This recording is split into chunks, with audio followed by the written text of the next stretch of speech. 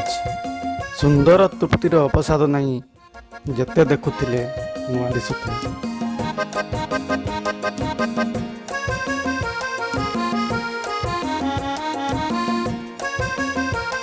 ସହରୀରେ ଏବେ ସାହାରା ପାଲଟିଲାଣି kitchen garden.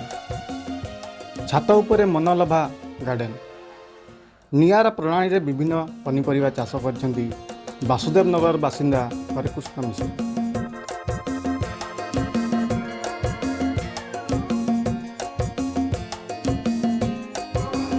ଗାଈ ଖତ ଆଉ ଇଏ ମାଟି ଏସବୁ ମିଶେଇକିରି ତାକୁ ପାଗ କରିକିରି ତାକୁ ଦିଆହେଉଛି ଆଉ। ଧାନ ଗଛ ବି ହେଲାଣି। ରାସାୟନିକ ସାର ବଦଳରେ ହାତ ତିଆରି ଖତ ବ୍ୟବହାର କରିଛନ୍ତି ଏହି ବଗିଚାରେ। ମିଶ୍ରବାବୁଙ୍କ ଏହିପରି ପ୍ରୟାସ ଏବେ 100ରୁ ଅଧିକ ପରିବାରକୁ ନିଜ ଘରେ କିଚେନ୍ ଗାର୍ଡେନ କରିବା ପାଇଁ ପ୍ରେରଣା ଯୋଗାଉଛି।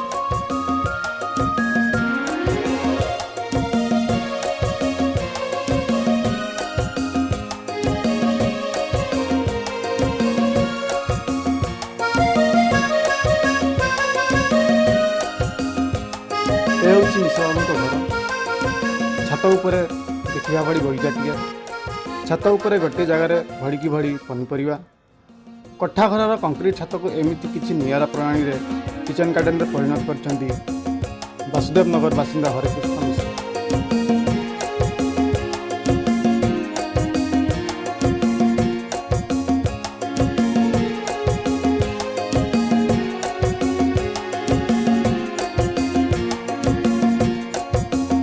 ଆଖିରେ ନ ଦେଖିଲେ ଏ କଥା ବି ବିଶ୍ୱାସ କରିହେବ ନାହିଁ। ବିଭିନ୍ନ ପ୍ରକାର ପ୍ଲାଷ୍ଟିକ ପାତ୍ରରେ କିଛି ବିଭିନ୍ନ ଗଛ, କେଉଁଠି ଲଙ୍କା ତ ଆଉ କେଉଁଠି ବାଇଗଣ, କେଉଁଠି ପେନ୍ଥା ପେନ୍ଥା ବିଲାତି ତ କେଉଁଠି ଭେଣ୍ଡି, ପୁଣି କେଉଁଠି କଲରା ଗଛ ମାଡ଼ିଯାଇଛି ତ କେଉଁଠି ବିନ୍ ଓ କାକୁଡ଼ିର ଲତା ମାଡ଼ିଯାଇଛି।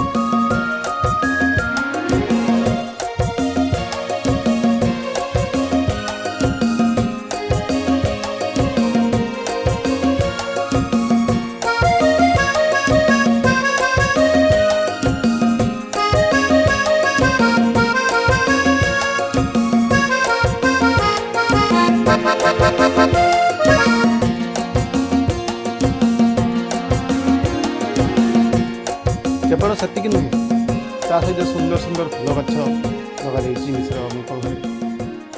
ଏହି କିଚେନ୍ ଗାର୍ଡେନରେ କିଛି ରାସାୟନିକ ସାର ବଦଳରେ ହାତ ତିଆରି ଖତ ବ୍ୟବହାର କରି ଏମିତି କିଛି ଆଖି ଝଲସା ଫୁଲ ବାହାର କରିଛନ୍ତି।